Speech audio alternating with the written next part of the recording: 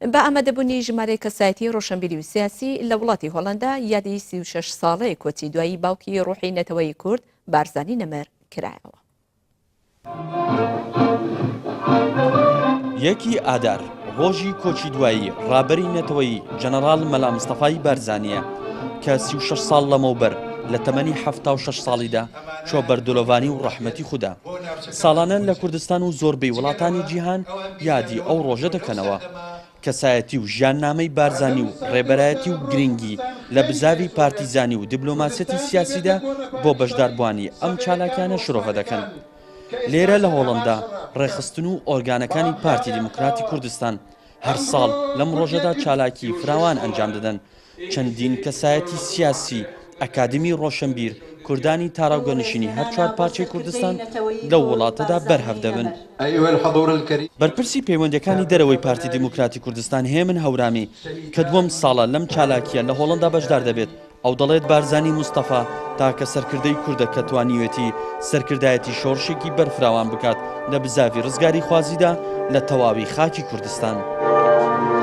ئێمە ئەمڕۆ یادی بارزانی نەمرەکەینەوە. بارزانی نەمەر تاکە سەرکردەی کوردە کە توانیوێتی سەرکردایەتی شۆڕشی فراوان بکات هەموو خاکی کوردستان بگرێتەوە، هەموو ێزولایەنە سیاسی و ئایدۆلۆژی جیاوازەکانی ناو کۆمەلگای کوردی لە چوارچەوەی بزوتنەوەی کوردایەتی یەکخا.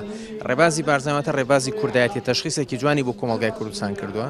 بۆیە جەنابی بارزانی تاکە سەرکردەیەکە کە وەکو قوتابخانەیەک وایە ڕێبازەکەی ئەو ڕێبازی ڕسمی خەڵکی کوردستانە. ئەم ڕێبازە ئەوە نیە تەنها لە ڕابردووە بێ، لە ڕابردووە بۆ لە ئێستا بۆ لە ئایندەشا هەیە. ئەوەی کە کرۆکی پەیامی جەنابی بارزانیە ئەوەیە بۆ خەڵکژیان و لەگەڵ خەڵکژیانە. بۆی ئەبینی جەنابی بارزانی هەمیشە بە سادەیی ژیانی خۆی بەڵام بە بیر و باوەڕێکی بەهێزەوە هەمیشە لە ناو خەڵکو و لە پێناوی خەڵکا ژیاوە. هەورامی ئاماژە بەو پێگە نێودەوڵەتێکی ئێستا کوردستان هەیەی دەدات و دەڵێت ئەمە بەرهەمی پێگەی کەسایەتی کاریزمایی مەلا مستەفای بارزانیە. بارزانی ئیرادەی بۆ تاکی کوردستانی گەڕاندەوە کە جەنابی بارزانی دوای کۆماری کوردستان بە ڕێڕەوی ئاراسا بۆی اتحادی سۆڤێتیەچێ و تەسلیمی چوار وڵات نابێ. ئەمە سەرەتای دەستپێکی دروستبوونی ئیرادەیە بۆ ئینسانی کورد کە باوەڕی بەخۆی هەبێ، باوەڕی بە ئایندەی هەبێ، باوەڕی بەوە هەبێ کە پێکەنەرێکی سەرەکی ناو کۆمەلگای ئەو ناوچانەیە.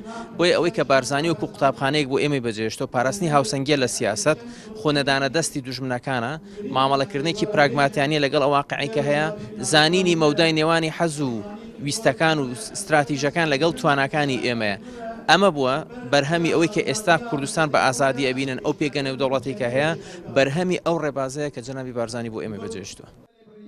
ئەلمیرا ئەو شارە هۆڵەندەی کە چەند ساڵێکە یادی کۆچی دوایی بارزانی لەخۆ دەگرێت کە ناوچەی پارتی دیموکراتی کوردستان پێی هەڵدەستێت.